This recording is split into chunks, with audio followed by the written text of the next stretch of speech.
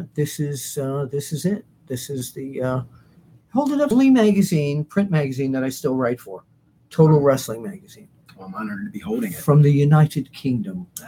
Cool pictures, huh? Great pictures here. So turn this around. I want to show people.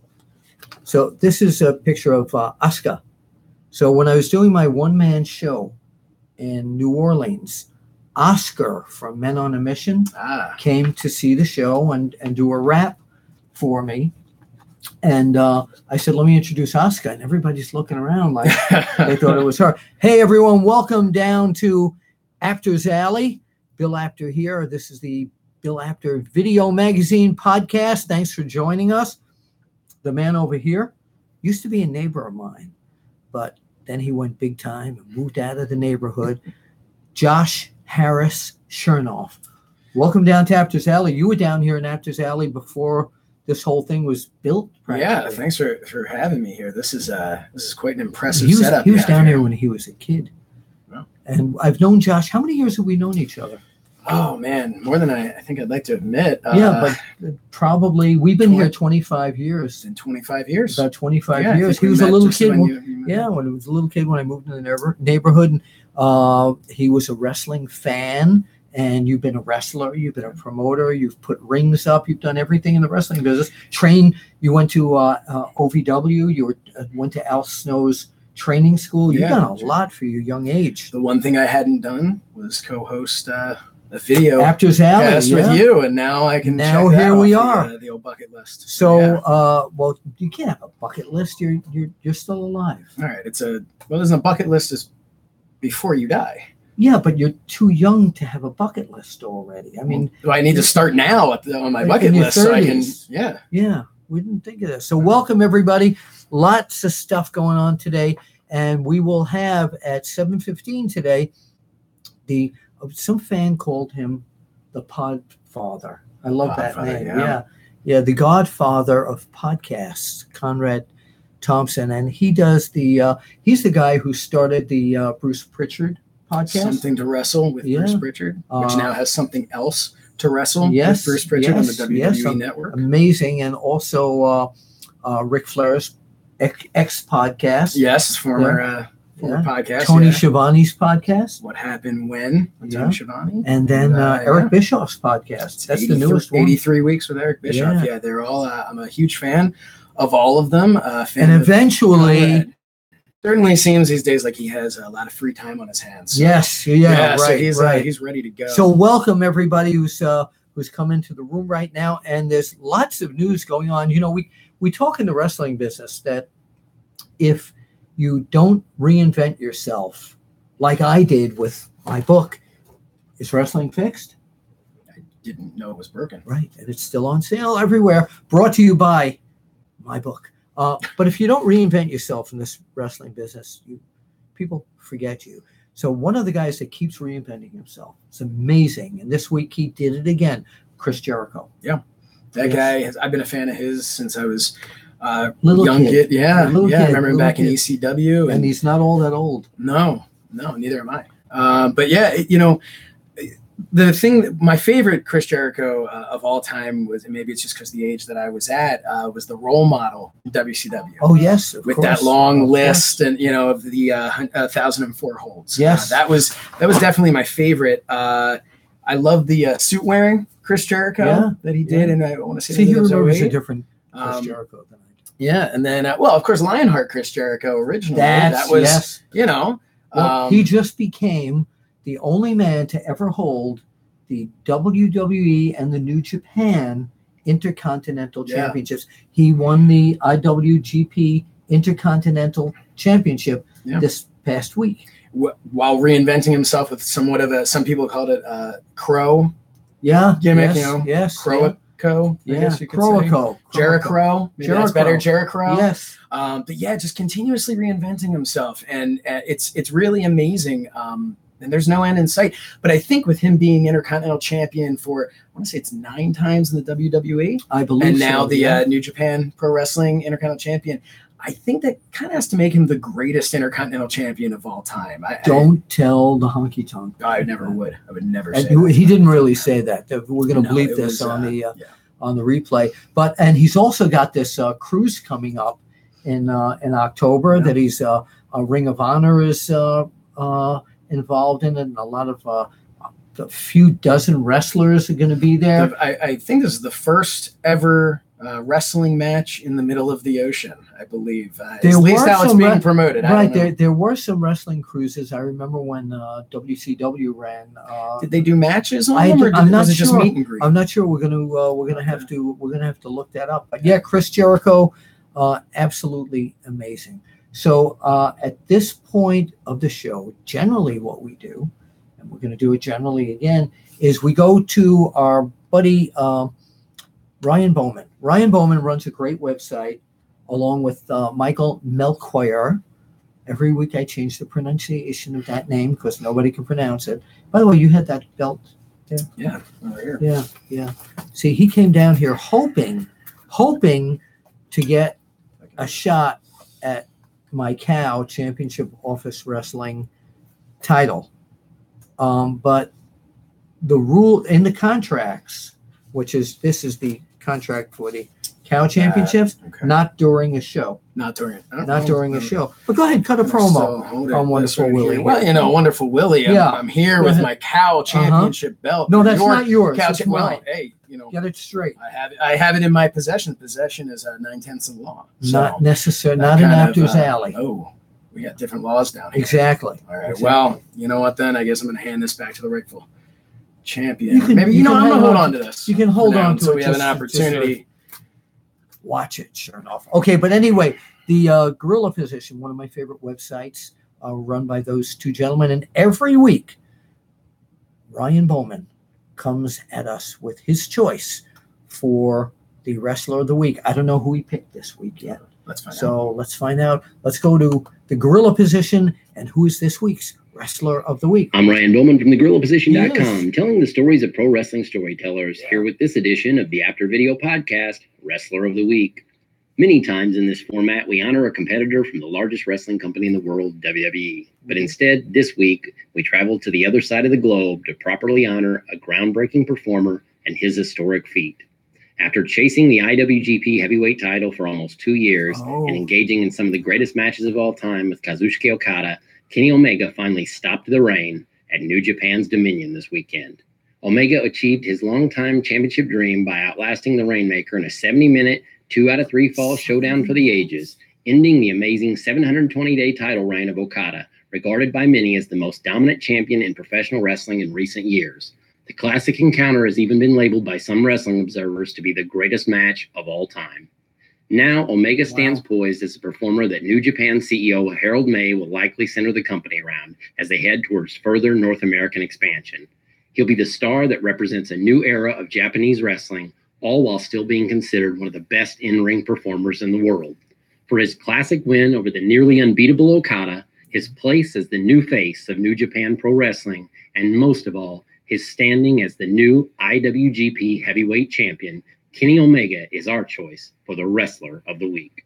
You know what? He said our choice. Usually that's his opinion, but I go along with that. It's hard to argue. Access TV has amassed incredible ratings now for New Japan. Do you watch the show on a fairly regular basis? Not as regular as maybe I should, or maybe I'd like to. But, first of all, any opportunity to hear Jim Ross call a match, I'm gonna take that. Old school broadcasting.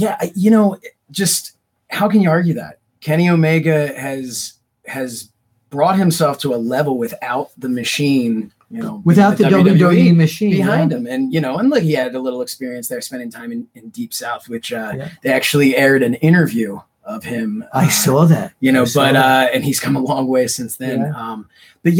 Just him and the Young Bucks, and obviously Cody Rhodes. But Cody, it's tough to kind of even group in this scenario because of the fact that Cody, made a name for himself outside of New Japan, outside of the independent scene. Also outside of WWE, which is... Well, now he has. What I mean is that he came into that situation, or rather came out of that situation with a name already. But Kenny Omega, he is just tearing it up.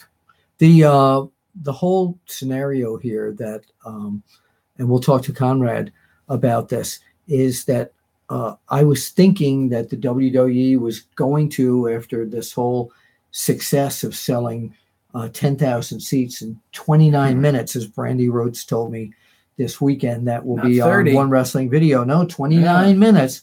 And my interview with her will be on later this week. But the amazing thing is that WWE usually would look at something like this and go, let's get a hold of some of that talent. But I think this is just solid here. Well, I think they're looking at it, what's if something's good outside of the WWE, it's good for the WWE, and vice versa. Yeah, of too. course, If the WWE of is course. strong, then the wrestling business as a whole is strong. And I think, there's no way that they don't have their eye on this. Oh, I mean, absolutely. that's- Cody Rhodes, I don't know. He kind of had that, I'll show you, I can be somebody. little chip on his shoulder. And nobody's really done that. I can be somebody outside of the company and doing something like this than Cody Rhodes has. I think it's really impressive. Give the guy a lot of credit. Like I said, he had made his name beforehand. But he almost went at this I don't want my name I want my actions to speak for themselves. And you know what else he said that surprised a lot of people? He said, I'm not doing this as or for my father.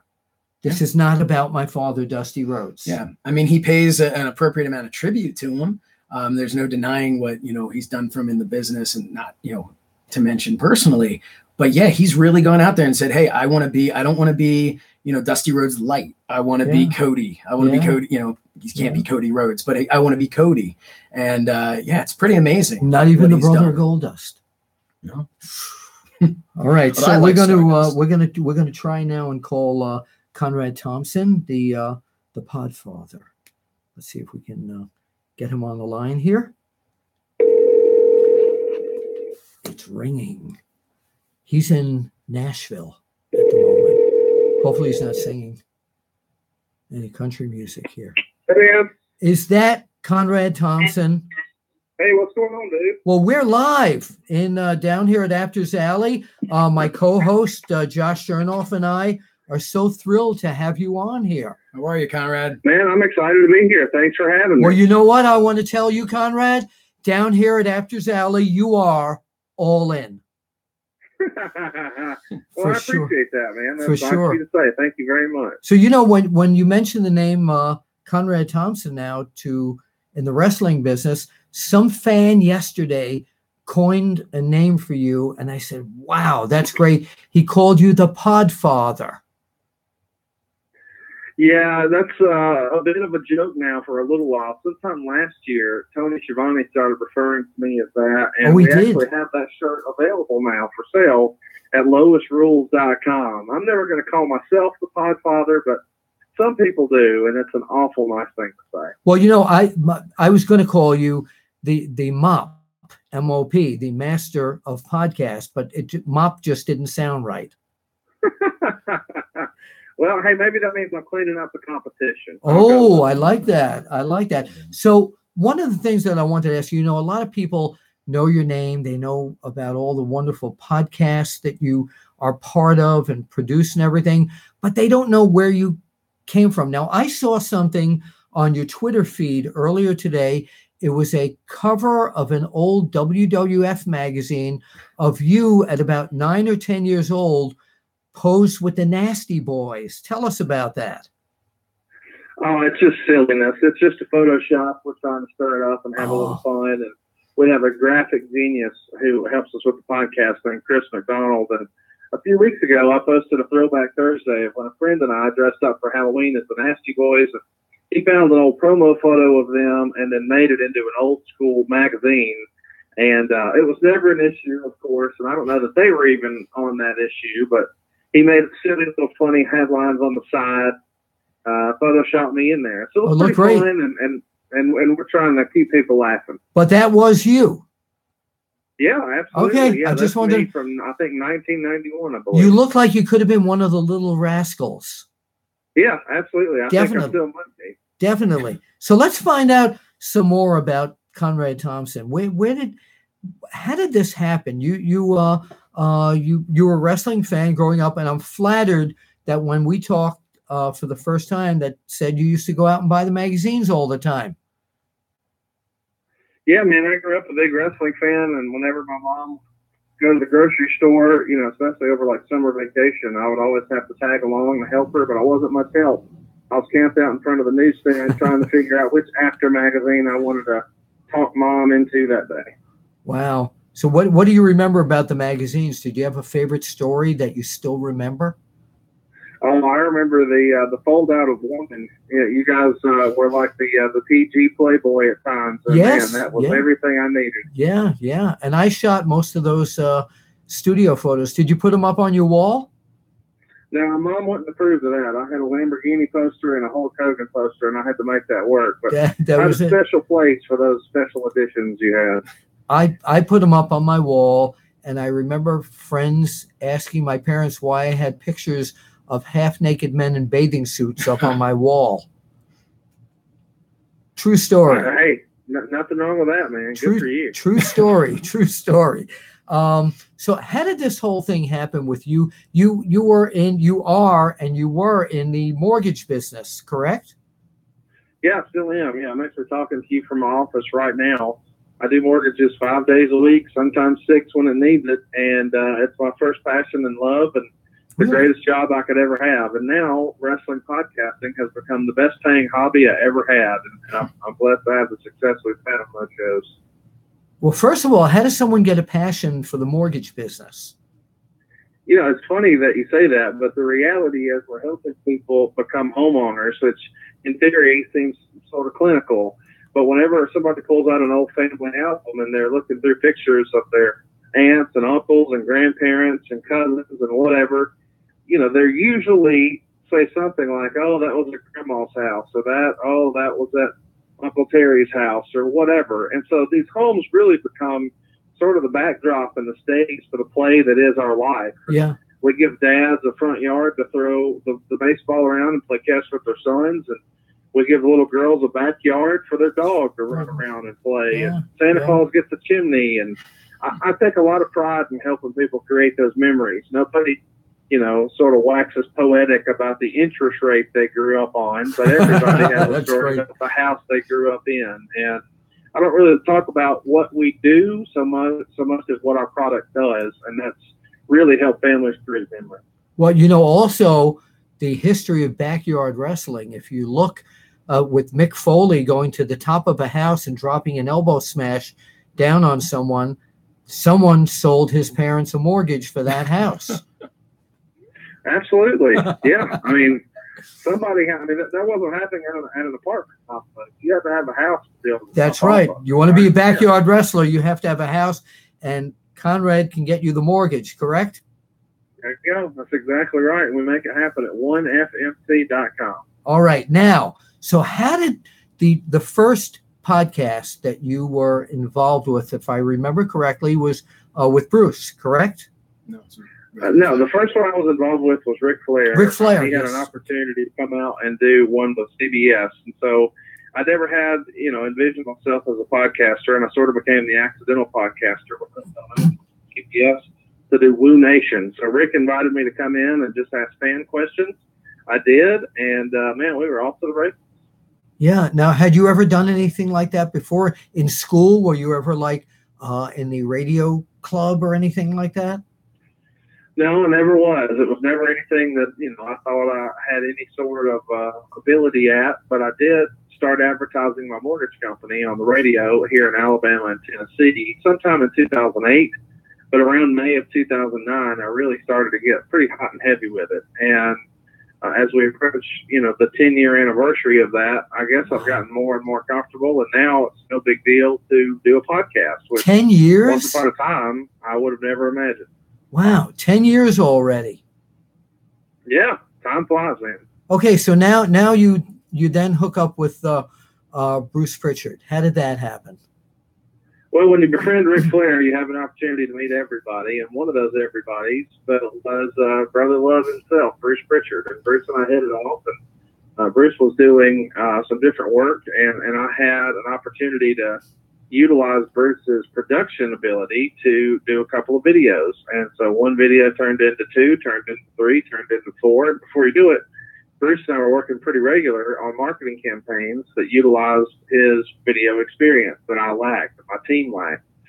So eventually, we had downtime as we're in between shoots, and I looked over at him and I said, "Hey man, what happened when the Radicals jumped from WCW to the WWF?" And I wasn't really a huge Radicals fan, which I know is almost sacrilege among certain wrestling fans, but this wasn't my thing. But I was so fascinated with the story he told because there were so many twists and turns.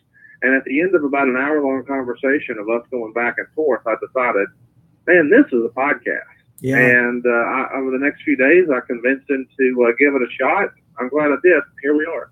Yeah, and that quickly became the hottest podcast in the whole podcast world. And now, how did the relationship with the WWE actually happen to get it on the network? Because that's groundbreaking. That's groundbreaking, Conrad. It is. Thank you for saying that. They wanted to try podcasting. They sent some surveys out towards the end of last year, and I guess the overwhelming consensus from fans was, yes, we're interested in a podcast. So I'm sure they probably looked at which one is logistically easier to shoot. The traditional format with a wrestling podcast is you have a wrestler interview a guest. Right. So if you've got to do a video component of that, maybe that would prove to be more difficult. As sort of in terms of controlling the variables and keeping the content timely. And with some of those podcasts, they're really talking about the here and now and what happened last week. I think WWE was looking for evergreen content. They were looking to leverage their existing, archival footage. And at the same time, they wanted something that would be relatively easy to shoot. And so we sort of checked all the boxes. And it probably didn't hurt that we were getting more downloads than everybody. Hashtag humble brag. Yeah, really. And we went back and forth on the terms of that offer, and eventually we were able to make a deal in time to announce it over Wrestling Weekend. And we were thrilled to do so. Yeah, now that's it. Are the content of the podcast on the WWE network? Are there? It goes back to the magazine days when OneWrestling.com first came out. They used to put an ad in there. We tell you the things that they say we can't talk about. So tell us about the content on now that it's on the WWE network. Do you have to watch your P's and Q's, or can you pretty much talk about whatever you want to? They haven't told us we couldn't say anything. We can say literally whatever we want. Now, along the way, we've learned about some of their legal settlements, and to be honest, they didn't disclose that up front, or I maybe would have handled some of the context or talked about it a little differently.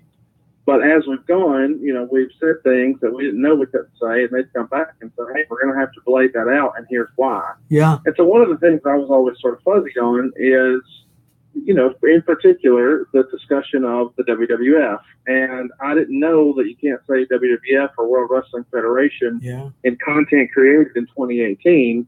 Apparently, the settlement is anything that happened after some point in 2002, you have to refer to it as the company or the WWE. Right. If it happened prior to that and it was filmed prior to that, you're okay. But if you're filming it or creating content after whatever month it was in 2002, you just can't do it. And so that's been a bit of a process, but I think we're getting better at it. Let's move on now. And I love it. I mean, I loved it on podcast, but now to see the two of you, and the two of you are not together. You're in different places when you're recording that, correct? Yeah, that's exactly right. I'm in my home office here in Huntsville, and he's in his home office in Friendswood, Texas, just outside of Houston. Yeah. So now we move on to let's talk about my buddy. I always say he's one of the most sarcastic friends I've ever met, Tony Schiavone. Yeah, it's a fun opportunity to meet Tony. I first met him doing the Ric Flair podcast for CBS. He was one of our guests. So I had his number that way, and then eventually I had an opportunity to see him do his thing live at the NWA Legends Fan Fest in Charlotte, North Carolina a few years ago. And he stole the show and was what everybody was talking about. And so at that point, I sort of had it in my mind's eye, man, it would be pretty cool if I could get him to do a podcast if I ever had time to do a second one.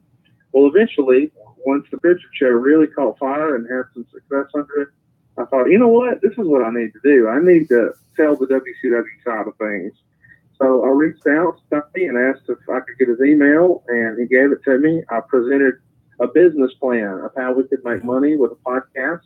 And it was the right place and the right time because he was looking for a way to pay for his daughter's wedding. And we got that wedding knocked out, and now we're having fun. Yeah, no, that's absolutely great. And of course, we cannot overlook Eric Bischoff. And Josh and I were talking about that before we went on the air. Yeah, I think it's excellent.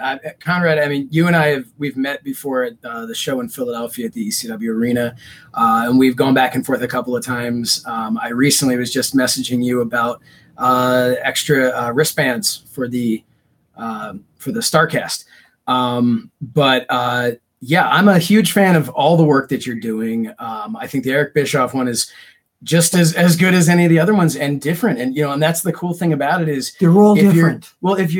For me, I became a fan of Something to Wrestle with Bruce Pritchard and really loved just the dynamic that you guys had. When I started listening to What Happened When with Tony Schiavone, what I thought was great about it was I was getting half of what I was enjoying with you and Bruce, but now something totally different by bringing Tony Schiavone in. I think the exact same thing is happening with Eric Bischoff as well, where everybody's still getting that same quality. You definitely have a talent and a knack for this. And there's, that intangible, that it factor that people would look for in any form of entertainment. And I think to keep bringing in these different co-hosts or, I know you always kind of have it as they're the main guy and you're, almost interviewing them, but just to have these different people coming in is now you've got these three different shows that are, they all kind of feel just as comfortable and familiar, they're but they're all totally so different. Compelling. All three of them. Yeah. They really are. Well, I appreciate you saying that. I've always tried to position myself as the co-host, and I feel like a lot of times whenever a quote-unquote celebrity has a co-host, that person doesn't really have equal footing. And so, it's just a lot of glad handing. And I'm comfortable with that. Lord knows I did it on the Ric Flair show. People were listening to the Ric Flair show to hear Ric Flair, not me. Right. But people aren't necessarily listening to Tony Schiavone just to hear Tony Schiavone. They want to hear Tony Schiavone's opinion on things and take on things and memory on things. But they also want to hear a healthy debate. And that really is the genesis of Something to Wrestle. It's sort of what the dirt sheet said happened versus, what Bruce says really happened. And that's as close to a Vince McMahon pod as we can get. And in time, we've learned that format didn't work exactly as a carbon copy for Tony Schiavone. Right. So we started to just go more humor on that. And we leveraged his strength, which is as a play-by-play guy. And now he just, has the visual stimulation of the video, although we're not really usually calling matches. It's just an opportunity for us to sort of have something going in the background. So when we need it, we've got a lifeline and we've got a crutch, and he can call it in a funny way, which people have never heard before. But with Bischoff, we don't have the funny impressions that Bruce has, and we don't have the over-the-top sense of humor and filthiness that Tony Schiavone has. So we've got the business side, and I feel like it gives you a little bit of everything. If all three shows were the same, I don't think they would be very good. So I sort of look at my role as, while we are on equal footing as far as talk time, maybe, it's my job to make them look good. I'm supposed to be the John Stockton to their Karl Malone. I'm supposed to be the Scottie Pippen to their Michael Jordan. And if I can put them in a position to look good, we all win. So my name's not on the marquee for any of the shows because they're the star, and it's my job to make them look as such. Yeah, well, you're doing a great job of it. So let's move on now to what's happening. What are you doing Labor Day weekend? Man, I'm glad you asked. I'm going to be in Chicago, in the suburbs of Chicago specifically. We're going to be in Schaumburg, Illinois. It's all about Starrcast. The lineup is incredible. I think it's going to be one of the most important wrestling conventions of all time. We're going to have all the big stars there, but we sort of changing the format for the way conventions are done, if I do say so myself. Specifically, what we're doing is we're putting together almost like wrestling's version, as crazy as this sounds, of Woodstock.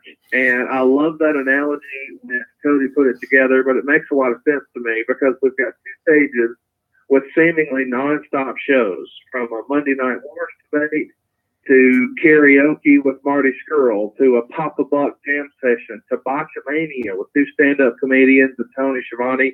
And that's just Thursday. The fun continues for Friday, Saturday, and Sunday. You'll get the all-in weigh-ins. You'll get the roaster, Bruce Pritchard. You'll get the death of WCW. You'll get an NWO reunion. It's just one hit after another. Don't forget Wrestle Crap. I'm going to be on that panel as well. I mean, I don't want to give a spoiler here, but I've managed to tell you some of the things we have planned for WrestleCraft. Yes. It's the sleeper event of the entire weekend. If we pull this off the way I think we're going to, it's going to be all the internet is talking about Sunday. Yeah, I can't wait. And I want to thank you for having me as part of Starrcast. Man, I tell you, if you're going to do a big convention, you got to have the big stars, and that's Bill Apter. He is I appreciate that. He's right under there with Cody Rhodes and the Young Bucks, man. Well, I appreciate that. Thank you. That's extremely flattering to me. And then we go to is that completely sold out at this point? Well, I got you some breaking news here. It is completely sold out with the exception of a weekend GA pass. Ooh. But what a weekend GA pass gets you is the opportunity to do meet and greets for all your favorite Hall of Famers. Everybody from Kevin Nash to Terry Funk and everybody in between. Even the superstars of today, like a Joey Janela and Jay Lethal and on and on and on. But maybe the coolest thing about this is what we've got going on in the common areas, and I'm pretty excited about this. We've got the opportunity to put on a real Ric Flair robe for a photo. Wow. We've got the opportunity for you to take a minute and do a promo with Tony Schiavone in front of what looks like the old WTBS set. He's going to be wearing an old JCP sports coat. He's got an old microphone, and your friend will be able to video you cutting the promo with that 1985 WTBS background. Wow. Sean Mooney will do the same thing in front of what looks like the old heel locker room. He's going to be sporting a tux and have the mic with the mic cube.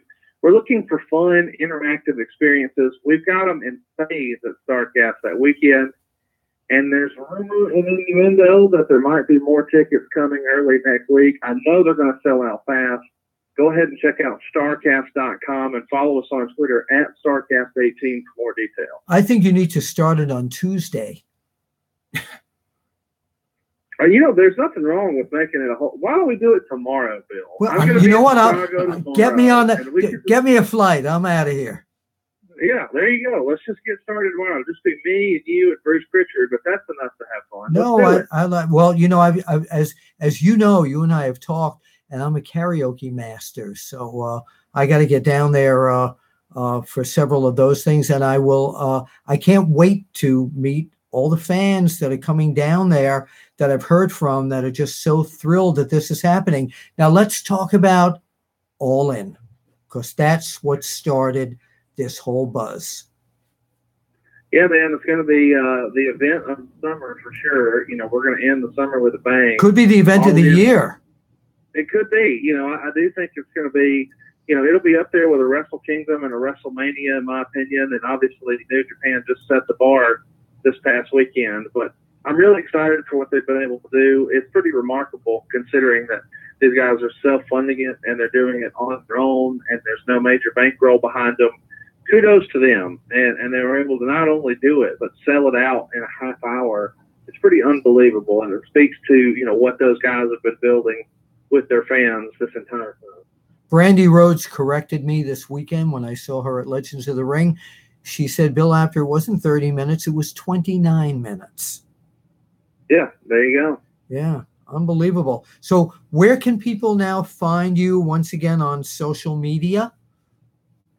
Hey, it's Conrad on Twitter. I'm there all the time. I've got a very active account there, so check me out at hey, it's Conrad on Twitter. And don't forget to check out Bruce Pritchard's podcast. It's Friday noon main event at somethingtowrestle.com. Mondays, you can check out Eric Bischoff's show, 83 Weeks, and 83weeks.com, which is easy. And then on Wednesday, Tony Schiavone and I going back and doing silly commentary. You don't want to miss it. It's a little adult humor, but man, is it fun. It's whwmonday.com. And of course, you mentioned it right at the top of the show, the video show. We're going to stir them up in our last 3 episodes here of this season. We've got a handful of shows left, and to say they're going to be controversial is an understatement. Well, we cannot wait for all of this, and I'm so pleased that you are in charge of so much of this, because you've been a fan since you were a kid. This has got to be a dream for you. It is, man. You know, it's something I never imagined that I could put together, but to be involved with it on any level is a dream come true. And I'm having fun. Hopefully people are digging what we're doing. All right. I have one question for you before we let you go. We had talked about your Twitter and how you're active on Twitter. I've seen on there a lot of the times, I think you do a great job of responding to these people. When you get into it, a lot of people I feel like could maybe have asked you, maybe they haven't, but have asked you, what is it like to, go from just being a fan to all of a sudden now there's this fame that you have. But something that I was curious about was, what has it been like to have these fans who have more of a negative opinion? Because I've seen a lot of anything ridiculous from you have too many ads on your free show to it's too long, your podcast is too long, which I can't even begin to understand how that could be a complaint, that you guys are providing too much entertaining content that they can start and stop at any time. You've done a great job of shutting that down, but was that kind of surprising to you when you're there on Twitter, because you are very active with it and you do interact with everybody, to get some of that type of feedback? No, it's not surprising. Everybody has an opinion of how something could be done differently and how it should be done differently. And, luckily, as you said, the podcasts are free and everybody has an opportunity to go create one too. So, if you'd like to do a show differently than me, then by all means, I'm doing my very best as a fan to create content that I think I would want to listen to. So what you hear on our shows are things that I would listen to. And I don't expect everybody to have the exact same taste as me. I mean, I'm not so arrogant as to think that everyone has to like what I like. But in the end, it is sort of up to me to decide, hey, this is enough and this is too much. And, to things like, hey, your podcast's too long, I often respond with a picture of the pause button. That's not saying that's too funny, but these are not time sensitive. Right now, today, we're talking about what aired on the WWE Network this past week, and we're talking about a Labor Day event. This conversation may be a little outdated a year from now, but you can't tell me that, you've got to hear The Undertaker's 1990 today or you'll die. No, listen to it next year if you want, or the year after that. Like, it's evergreen. Enjoy it whenever you would like. It's there when you need it. And if you don't need it, then that's okay. You don't have to listen. That's it. I always tell people, if they don't like a TV show, turn the channel. You don't have to watch it. But your stuff, they're not turning the channel, and they're digging what we're doing. They love it. And there is still an appetite for it, and we're very thankful for that. But I know that if I'm going to put myself out there, I'm going to get some criticism, and that's just part of it. And you've got to be able to just roll with it. Hey, Conrad. Somebody, Nasty Nate, one of our listeners, said, "Can Conrad do an ECW podcast in the future?" Wow. I would love to. It was one of my ideas more than a year ago. I reached out to Joey Styles, and Joey just is not ready to do anything with wrestling, and I understand that, respect it. Paul Heyman would be a perfect guy for it, even though he says he doesn't like to look back. But while he's on the active roster with WWE, the timing's probably not right. And the only other two guys I think would be a good fit would be Bubba Ray Dudley or Tommy Dreamer. And I don't know that either one of those guys are interested in podcasting, but if they are, I'd love to get a stream with them. I'll get the message to them. You got that. Conrad, thank you so very much. Thank you. And I can't wait to finally meet you in person on Labor Day weekend. It's no longer the weekend of the Jerry Lewis Telethon. It's now the weekend of Starrcast and All In. There you go. Thanks a lot, guys. I appreciate that. All right. Thank you. We'll see you at the matches. All right. Thanks, man. That was fascinating. Nobody's interviewed him at length about how he's gotten into this or anything. Yeah, I'm I'm a big fanboy for Conrad Thompson. Obviously. And I didn't get a chance to tell him, but as in my real life, my career is in real estate. Right. I've interacted with a number of mortgage guys over the years, and Conrad, if you're still watching this, you're definitely in my top 5. All right. And if you listen to the podcast, that's a little bit of an inside joke to show what a absurd fanboy I am. It's good to be a fanboy. Right now, if you're a fanboy of Monday Night Raw TV, Travis Foltz this week once again comes to us. Hey, with the rankings. Howdy, fans. T Volt here with your mobile Raw Top 10. But before I get to that, this is on behalf of someone who I know is going to say in his own mind, but we know better. That's right. I'm here for the legendary Bill Apter. Now, let's get right into that Raw Top 10. Coming in at number 10 with a fresh new look, not from Brutus the Barber Beefcake, but from an actual barber. That's right, we're talking about Baron Corbin. Number 9 is someone who hasn't seemed so glorious lately. Is a change coming for our number 9 man? We're talking about Bobby Roode. Yeah, glorious. Number 8, and slipping back in the rankings lately, is Elias. Number 7, and climbing the ranks, Drew McIntyre. Holding strong at number 6 is Jinder Mahal. Number 5, Finn Balor. Climbing the ranks all the way up to the number 4 spot, Kevin Owens. And in the number 3 hole, the big dog in the yard remains Roman Reigns. Number 2, of course, is the monster among men. Who's going to be next to get those hands? Braun Strowman. And number 1 is the MVP, Monday Night Rollins, the Intercontinental Champion. Boy, is that a lot of names for Seth Rollins. And of course, you may have forgot, but he hasn't. He is still officially on top of the heap. Your Universal Champion, Brock Lesnar. Hey, fans, if you're looking for a great Facebook group, check out the loneliest one on Facebook, Pro Wrestling Newsstand. Until then, back to that legendary one, Bill Apter. Well, thank you very much, and that was great. So you watch Monday Night Raw, you watch SmackDown and all that. People have asked me this, and I want to see where you come from. By the way, several people have said Bill's son, Bill. This is not my son. This is one of my dearest friends, Josh Harris Chernoff. He's been a wrestler. He's been a promoter. He's done everything. At 35 years, he's done everything in the wrestling business. Do you feel that Braun Strowman is showing some vulnerability that perhaps shouldn't be shown sometimes? I do. You do? I think that, that's why I asked you. Yeah, I wasn't a huge fan of the WrestleMania thing. I mean, that was kind of neat, I guess, if you were a 10-year-old kid, but I didn't think that did him any favors, the tag team with the little boy. Mm-hmm. I'm talking about just knocking this guy even off his feet.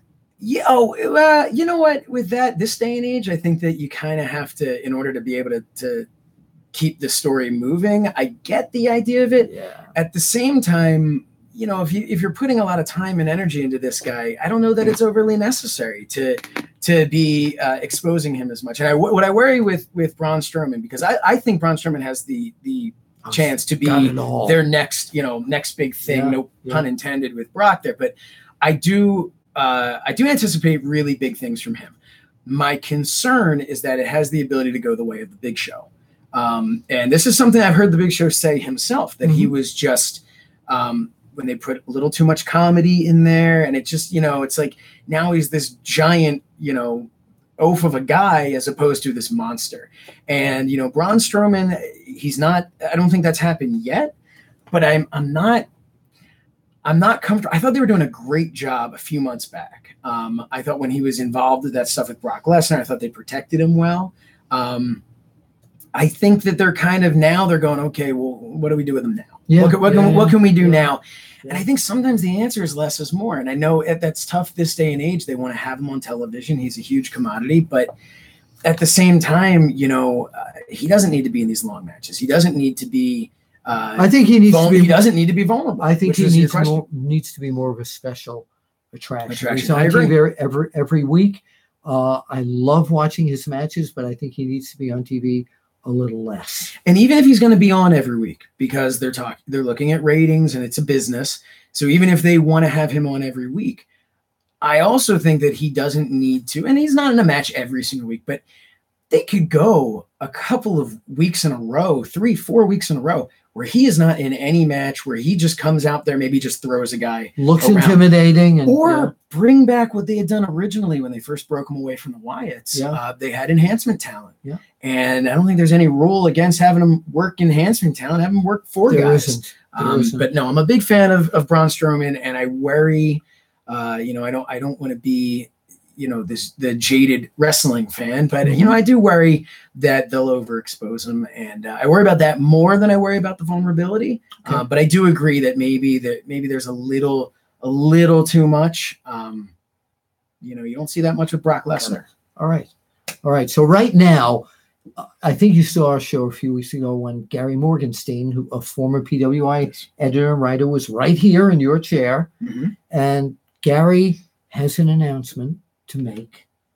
This is called a new weekly feature, possibly called Morgie's Moment. All right. And he's got an announcement to make that involves me. And let's see if we can get. Hello? Is this the Morgie Moment? Gary Morgenstein. Bill, how are you? I'm good. Are you there, Gary? Hello. I'm here. Can you hear me? Yeah, no, we're hearing police sirens in the background. Are they coming to get you? We better talk fast.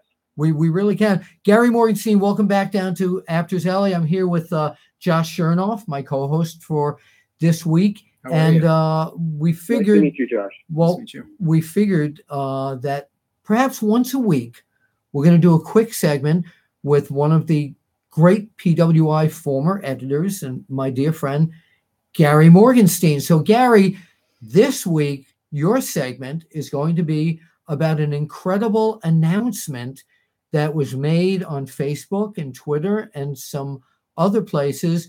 I want to mention to everyone that Gary has a book out currently. It's a sci-fi baseball book called, tell everybody what it's called.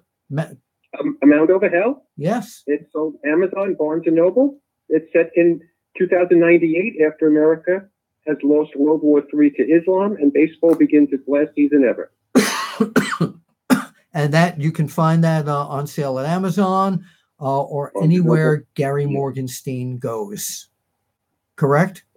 Yes, indeed. But the big press release now, Gary Morgenstein, the big news that has not been revealed here on the After Video Magazine podcast, I'd like you to break this news. Go for it. Well, Bill Apter and I, along with a really gifted graphic artist, Ian Anselmo, are developing a graphic novel series called The Last Wrestler. And it's wrestling meets science fiction, which has really not been done before. It's never happened. And I don't think it's really ever been done. And we look at a future world, not in the distant future, where democracy is gone, and the only expression of individuality is professional wrestling. And the wrestlers represent America and represent democracy and freedom and their individuality and their ability to take on authority and be distinctive. And they're gradually hunted down and they form a resistance to fight for freedom. And it's really kind of, we've got pro wrestling character. Yes, we've got the main character is Mastermind G, this woman wrestler, and her daughter Cara, and we've got promoter Old School Lewis, and we've got El Keto from the Lucha Libre School. It's going to be great. A masked wrestler, real charming Samo, and we've got just wonderful people. And there's a lot of suspense, and it's very dark and gritty, and it showcases wrestling. And it might become a graphic novel series as well. Yes. But we will keep you posted on this. as it's happening. And you know, Josh, you know how this happened? How this came about? Tell me about it. Gary and I were sitting. Gary came from New York to be here on APTER'S Alley, and we were sitting at Mod Pizza in Horsham, one of our favorite pizza places. Delicious. And we were sitting there with Stu Sachs and Craig Peters, former PWI people. Yeah. Stu's still with them. And I said to Gary, and correct me if I'm wrong, you were talking about A Mound Over Hell and being sci-fi and baseball. I said, well, why don't we do a wrestling and sci-fi book? Yes. And the four of us looked at each other, and Craig and Stu said, you guys should do it. Yeah. And then we enlisted. I had met at WrestleCon last year. I had met this great kid named Ian Anselmo, and he sent me a comic book that he wrote and did the artwork for. And as soon as Gary and I were putting this thing together, I said, I got to get in touch with Ian. He's out there watching someplace. And so now we're starting on this now. So really exciting. Great. Now, Gary, more so than just discussing that, you are a writer for all the years at PWI, and every week on the Morgie Moment, beside plugging what we're doing, I want to talk to you about a classic story that you wrote back in the PWI days. Have you got one for us today? Well, I'm thinking of two. I'm thinking of the early 80s, right around late 79, 80, when Dusty Rhodes and Harley Race were battling. Yeah. In NWA. And I know Bill and we were always very careful never to express how we felt about the wrestlers we didn't like. And I have to tell you, I never liked Harley Race. I'm not ashamed to say it. I didn't know and that. Dusty Rhodes, yes, I never liked him because I wanted to be professional about it. And Dusty Rhodes was a gem, one of the best, most magnificent wrestlers. He just lit up a room. Yeah. He lit up the ring. And this was Harley Race at his worst. I remember that. And we launched a special investigation into the way Race was cheating. I remember this. And Dusty only held the title for maybe 5 days a week. Tops, until he lost it. And another story I remember, I think it was April or May 1980, an interview with Hulk Hogan. Now, this is 1980. And Hulk Hogan said he's going to control wrestling in the 80s. Oh. Now, this was, remember that? And this was, come on, Hulk Hogan, what? Give me a break. Who was Hulk Hogan? Because he was not, at the time, he had not became the immense superstar. He was not with Vince McMahon at that point in the Yes, and it was just chilling to hear this man's incredible vision and confidence in himself. And look at it, he transformed the modern era of wrestling. Yeah, he and Vince McMahon as a team completely changed the wrestling business. Absolutely. Yeah, they couldn't have done it without each other. They really couldn't. No. It was a brilliant, and Vince Jr. was genius.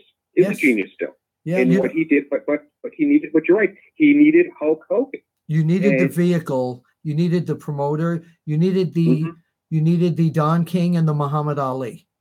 Yes, that's perfectly put. Absolutely. The PWI, we did wonderful stories when you look back, and we broke stories, and people opened up to us. I remember Bob Backlund always felt that he was boring, and that people didn't take him seriously and didn't respect him. I remember him opening his heart to me once. The secret agony was things like that, which made it special. Andre the Giant. Well, don't give too much. Don't give too much, because I want to have you on every week to do a little bit of this, so you have a little taste of the Morgie moment here. All right. Where can people find you on social media, Gary? It's @Writer Gary, and I'm on Facebook. All right. So please hunt me down. I'd love to talk wrestling with everyone. Hunt him down, Gary Morgenstein. Thank you, and see you at the matches, Gary. Terrific. Thank you both. Nice to meet you, Josh. Yeah, nice to meet you, everyone. Too. All right, that's great, Gary Morgenstein, and that'd be a good. That'll be a good weekly feature. Yeah. Speaking about weekly features, it's time now to go to the. Where is he? Okay, we're going to SmackDown now, and you see out there in the water. Yeah. There's a guy named the Gonzo Shark. Oh, there he is. What's up, humanoids? This is Gonzo Shark for Bill Apter's Pro Wrestling Video Podcast. And I'm back with the SmackDown Live men's top 10 rankings for this week in the WWE Women's Division top 10 rankings. Yeah. So I'm going to kick it off with the ladies first because my mama always taught me to be a gentleman. That's nice. At number 10 is SmackDown Live's Naomi. At number 9 is the Hugaholic from Raw, Bayley. At number 8, the leader of the Riot Squad, Ruby Riott. At number 7 is a woman who's picking up a lot of steam going into the Money in the Bank pay-per-view. And she had a very impressive showing on Raw, snapping in the sharpshooter for the tap out. I'm talking about Natalya. At number 6, former SmackDown Live Women's Champion, Charlotte Flair. At number 5 is another woman who's picking up a lot of steam going into the Money in the Bank pay-per-view. You could even say she's on fire. I'm talking about SmackDown Live's Becky Lynch. Yeah. At number 4 is my favorite for the women's Money in the Bank ladder match and the hottest newcomer on Raw. His favorite. I'm talking about Ember Moon. Oh. At number 3, for the second week in a row, the number 1 contender for the SmackDown Live Women's Championship, the Empress of Tomorrow, Asuka. At number 2, reigning, defending SmackDown Live Women's Champion, the Princess of Staten Island, Carmella. And at number 1 is the Raw Women's Champion, Nia Jax. I'm going to kick it over to the men's rankings now. You know what? Before he goes to the men's rankings, Money in the Bank happens this coming Saturday. Sunday. Did I say Saturday? Yeah. I did. Pay-per-views are always on Sundays. There you go. So much information here. I'm just trying to. I know. And it's not an age thing, just too much information. There's a lot going on now. Yeah. So Saturday, I believe, is NXT. that's the other place I was going. So, well, maybe they'll switch it. Now that I said it. They're probably listening. Yeah. If I know anything. Yeah, or watching. Or watching. One of the. So why don't we go and do a quick preview. And I'll tell you what, you go over the matches and we'll pick the winners. Okay. Who we think is going to win. I feel like you were subtly look at the telling me I was people up there. long-winded. Go right ahead. All right. You want to Sunday, by the way. We're gonna start with the kickoff show, and Okay. this comes us from CBS Sports. This is where I got this night's. You did. I like to give credit where it's due. That's fine. SmackDown Tag Team Championship. You have the champions, the Bludgeon Brothers, Yes. versus Luke Gallows and Carl Anderson. That's on the kickoff show. Well, I see the Bludgeon Brothers retaining their titles. I do as well. Okay. I All don't right. think we're Tough guys. Yeah.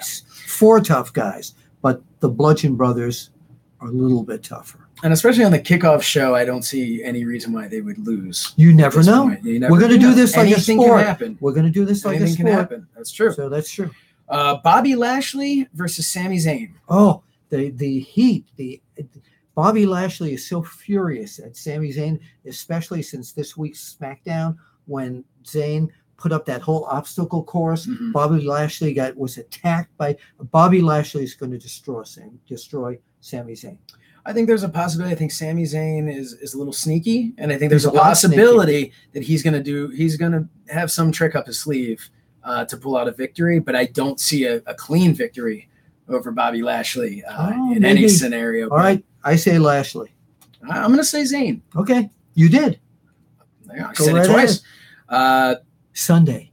Daniel Bryan versus Big Cass. Daniel Bryan, every time I see him wrestle, I'm always worried that he's going to get hurt again. But Big Cass, I think Big Cass's confidence at this point is shaken because of the re-injury. So I just don't think he's 100%. I think Daniel Bryan is going to win this one. But again, I keep wondering how long Daniel Bryan can keep going. I'm gonna go. I agree with you, but I'm gonna go with Daniel Bryan on this as well. Okay. Yeah. Next up, we have Roman Reigns versus Jinder Mahal. Well, no matter how much you dislike Roman Reigns, Jinder Mahal has really matured in his tenure in the WWE, but not to the point where he can convincingly beat Roman Reigns. I could talk for hours about what they're doing with Roman Reigns. Well, we have to get out of here. Yeah, no, I know. Well, we'll talk when we go off the air Right. about this, but I'm going to go with Roman Reigns as well on this one. Yeah. All right. Double R. Intercontinental Championship match. The champion Seth Rollins versus Elias. This may be a shock. this could be a real turnaround and a surprise. Seth Rollins is at the top of his game, no doubt about it. We don't know where Elias is in terms of his game. I have a feeling somehow there's going to be an upset, and Elias is going to wind up somehow beating Seth Rollins, and we haven't seen the end of that feud. I actually agree 100%. Really? Yeah. Okay. Same page. Women's Money in the Bank ladder match. Ooh. We have Ember Moon versus Charlotte Flair versus Alexa Bliss versus Becky Lynch versus Natalya versus Lana versus Naomi versus Sasha Banks. There's a lot of people in that match. Ember Moon. I'm gonna say either Ember Moon or Becky Lynch. Okay. I don't know why, but which I feel one? like maybe I'm Becky gonna go with Becky Lynch. Okay. Ember Moon. Go ahead. I think you're right.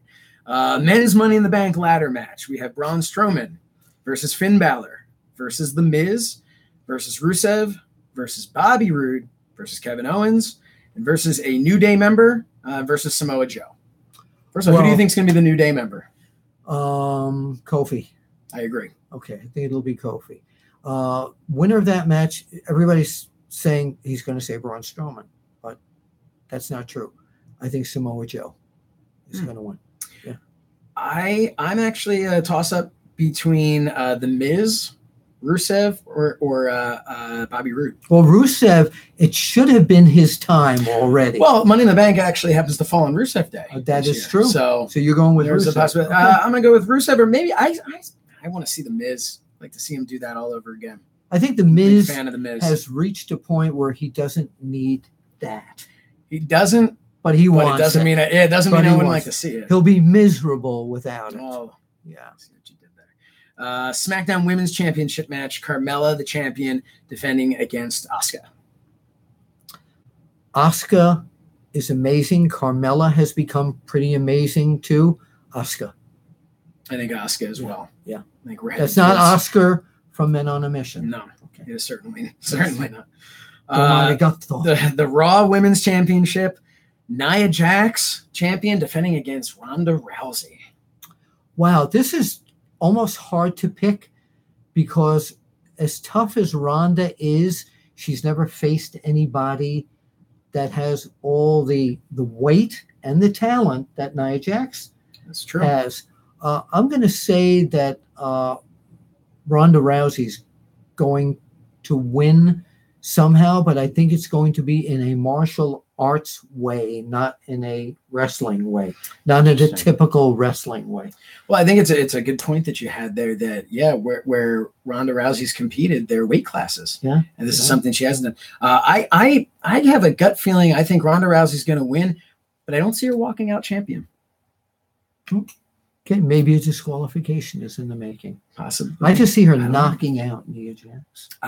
It's a possibility. Yeah, or that armbar. Man, that is a vicious armbar. Unreal. Yeah. And finally, the WWE Championship match. AJ Styles defending against Shinsuke Nakamura. For what I want to say is maybe is this their fourth match? You want my WrestleMania? answer? Yeah. I do not speak English. Oh man. Oh, this is going to be their toughest match. AJ Styles retains the belt. I failed to mention that it is a last man standing match as well. AJ Styles retains the belt. I'm going to go with Nakamura. Okay. So we'll see. How are things in Nakamura? It's Glockamora, right? There was a song from a Broadway show. It must be. It was Brigadoon. Oh. Look it up. Google it. All right. Thank you, Josh. Those are our picks. And right now we're going to go back to the Gonzo Shark, who's been waiting there for the SmackDown men's division. Waiting. For SmackDown Live. Here we go. Okay. Number 10 is a guy who lost to Daniel Bryan this week. And some would even say it was an upset. Nah, I'm just kidding. I'm talking about Shelton Benjamin. Yeah. At number 9 is a guy who we haven't seen on SmackDown Live, and we definitely miss him. And he deserves to be in the rankings because he is considered the apex predator. I'm talking about the Viper, Randy Orton. Still around. At number 8 is a 7-footer who's trying to beat Daniel Bryan again at Money in the Bank, or he's going to try again, even though he didn't do it last time. And we'll see how that goes for him. I don't think he's going to do so well. I'm talking about Big Cass. At number 7, Samoa Joe. At number 6 is WWE's #1 mouthpiece. I'm talking about The Miz. Your guy. At number 5 is a guy who's picking up a lot of steam going into the Money in the Bank pay-per-view.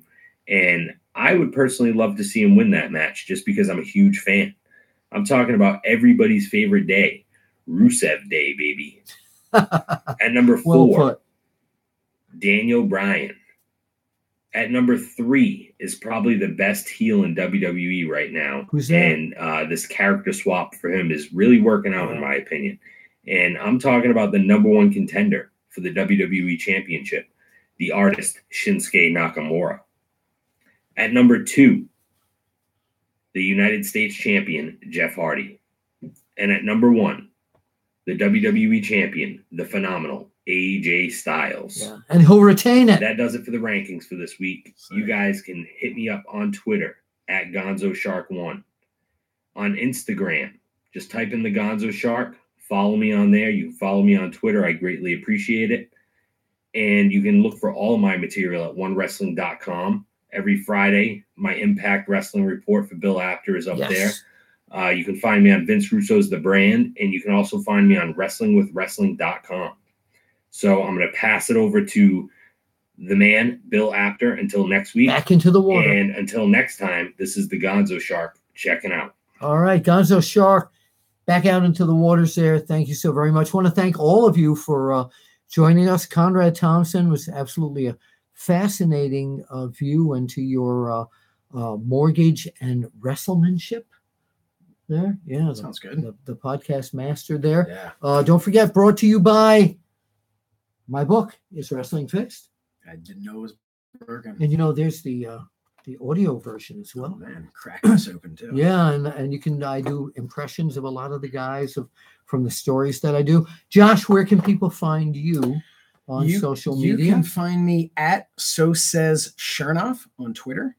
And that's pretty much the only place you really want to look for me. I'm on there every once in a while, mostly just bothering Conrad about how I can get VIP treatment at Starrcast. Yeah, we got to get you there. Maybe we will assign you to cover Starrcast. I would love for onewrestling.com.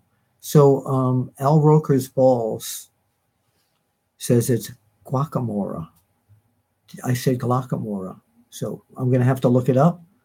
So I thought it was How Are Things in guacamole. Well, I can tell you, I certainly never expected to be now wait staring a minute. at Al Roker's Balls for as long as I have. Now wait a minute. So we're going to look this up. Song from Dune. How Are Things in let's see what it says here.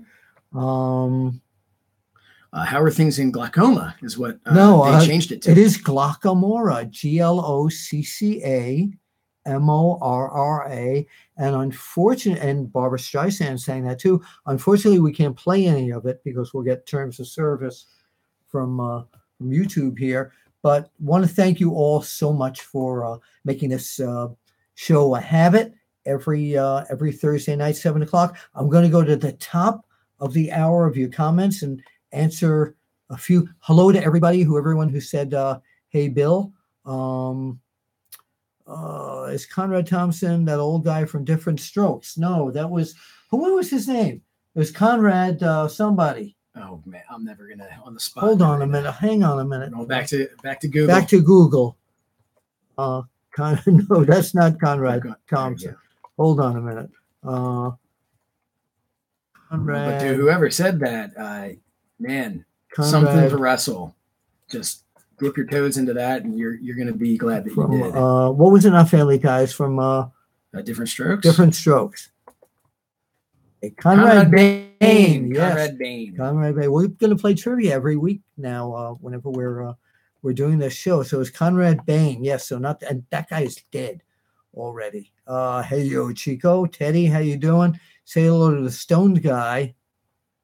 Hey, Talking to Stone you or guy. talking to me? Bill's son is a Goldberg fan. My son Brandon is a premier Goldberg fan. Goldberg gave me a shout out at the Hall of Fame this year. Can Conrad do an ECW podcast? He wants to. Bill Apter gets the best scoops. Hey, Conrad. Thank you, Travis Foltz. Thank you for doing the mobile version of the Bill, do your Jerry imitation. Which Jerry? Lewis? Springer? I have to assume they're going with Jerry Lewis. Jerry Lewis. Hi, Lloyd Jimin. Okay, there's my Jerry one. I hope Brock leaves WWE soon. Why? I don't know. Teddy's from Teddy Two Stoned Heart. Yes, from Ireland there, I believe. What about Warriors comic book? I don't know anything about that yet. I think they're referencing that comic book being a combination of wrestling and sci-fi. I don't know that. But that was a comic book. Yeah, it's kind of a different thing, and I'm gonna say that wasn't sci-fi. Yeah, just because and I want to be asked back. Dougie Fresh Richards is saying, "Where is Big Ray?" Big Ray. If you go to One Wrestling Video, he did our Raw and SmackDown. With Rick Vickery, not Vic Rickery, Rick Vickery on One Wrestling Video. Thank you all. This is Bill Apter. Thank you. Josh Chernoff. Say thank you for having me. Oh, you'll be back. And let's always, as we always do, we point out and we say, we'll see you at the matches. Yeah. Got your line. You did. That's usually my line. You have to keep the finger up. There it is. Now we're off of there. So, yes, we're ending the